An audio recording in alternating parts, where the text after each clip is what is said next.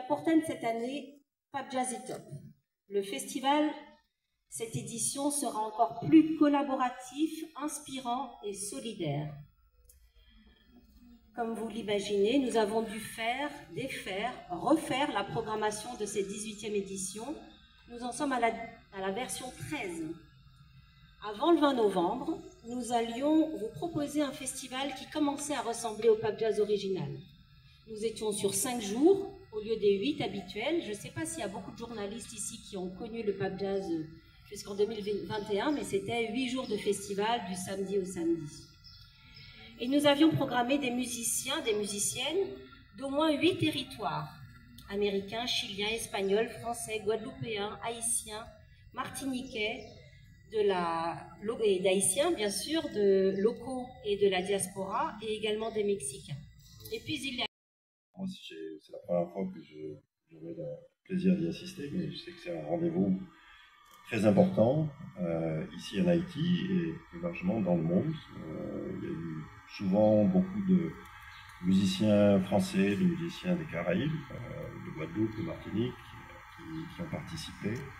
Donc voilà, c'est un moment à la fois de rayonnement, je pense, pour Haïti, mais aussi pour beaucoup d'autres artistes du monde entier de venir ici se présenter. Donc on est vraiment très heureux d'être à nouveau partenaire avec vous pour cette édition et de l'être en apportant une contribution financière, mais aussi en apportant la scène de l'Institut français.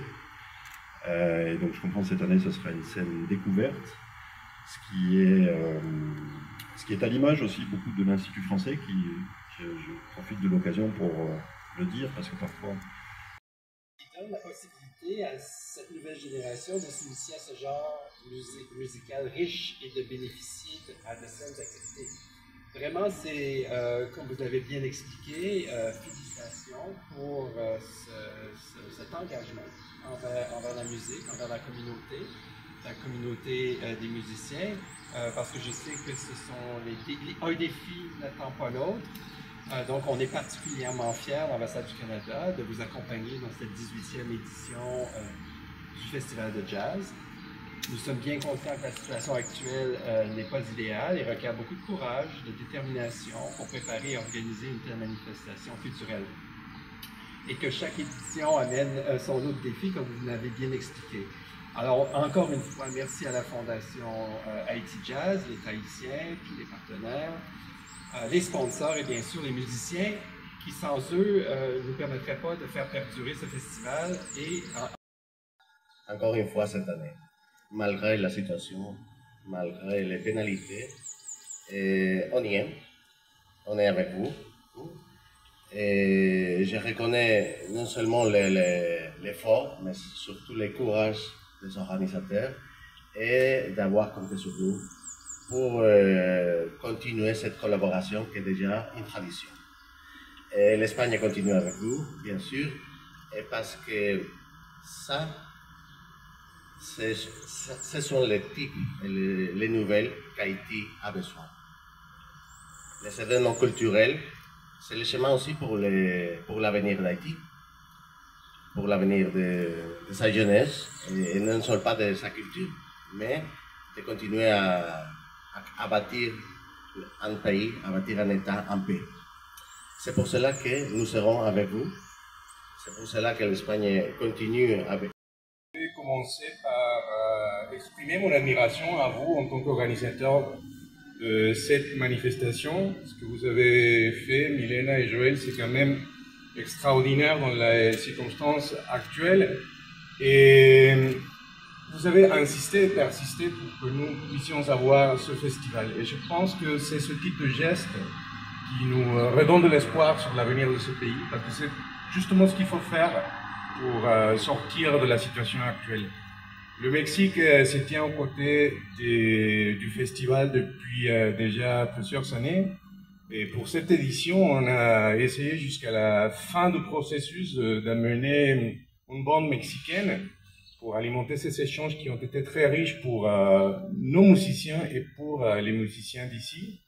Et malheureusement, les divinités en charge de la logistique aérienne n'ont pas été favorables à ce projet. Mais on est toujours là pour soutenir cette initiative et compter sur la présence des musiciens mexicains. Il faut noter que cette 18e édition, présentée sous un format particulier, Pap Jazz, hip-hop, permettra à des artistes haïtiens d'effectuer une résidence artistique pour offrir au public 2 jours de concert sur des scènes découvertes. Il faut dire que le soutien de la Banque de la République d'Haïti à cette initiative traduit un appui à la résilience et au dévouement de rassembler autour d'un espace d'expression artistique qui apporte une parenthèse de créativité, une nuance au narratif qu'on connaît aujourd'hui lorsqu'on parle d'Haïti. Donc la BRH souhaite un bon succès aux résidences artistiques et bon festival à toutes et à tous. Privilège de le représenter dans le cadre de cette cérémonie ce matin. C'est avec une immense fierté que je prends la parole aujourd'hui pour marquer le lancement de la 18e édition du Festival international de jazz de Port-au-Prince, notre célèbre Pap Jazz. Par ces temps où notre nation fait face à d'immenses défis, la musique résonne comme un hymne d'espoir et de résilience. Permettez-moi de solliciter une minute de recueillement en la mémoire des artistes disparus, plus spécialement ceux qui ont évolué dans la musique. Je pense au génial maestro Jean-Jean Pierre et le talentueux bassiste Laurent Cicéron qui nous ont quittés tout récemment.